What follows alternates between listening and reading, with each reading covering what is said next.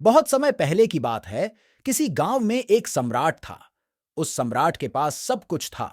बेशुमार दौलत थी, अच्छी प्रजा थी जो उसका ख्याल रखती थी, उसके आदेशों का पालन किया करती थी, और वह भी अपनी प्रजा का खूब ध्यान रखा करता था।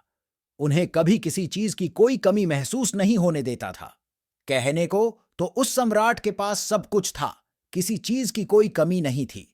लेकिन उसका मन कभी किसी एक काम पर नहीं टिक पाता था। वह जब भी किसी भी चीज को करने का प्रयास करता तो उसका ध्यान कहीं भटक जाता। इस चीज को लेकर वह बहुत चिंतित रहता था। कई बार वह अपने बगल के राज्य के राजाओं से भी मिला था, और सभी ने उसे अलग अलग राय दी थी।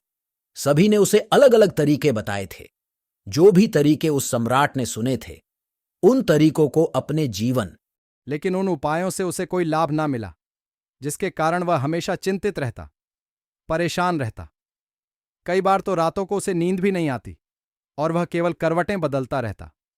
एक दिन सम्राट के कानों तक एक बात पहुंची कि उसके राज्य में एक ऐसा असाधारण व्यक्ति है जिसके शब्द अनमोल हैं, जिसके एक एक शब्द में जीवन का रहस्य छुपा है, जीवन का सत्य छुपा है।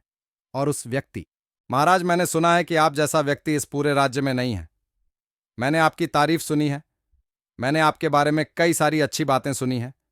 मैंने यह भी सुना है कि आपके पास जो भी अपनी समस्या लेकर आता है, उसकी समस्या का समाधान आप अवश्य करते हैं। इसी कारणवश मैं आज आपसे यहाँ पर मिलने आया हूँ और मैं आपसे उपदेश सुनना चाहता हूँ।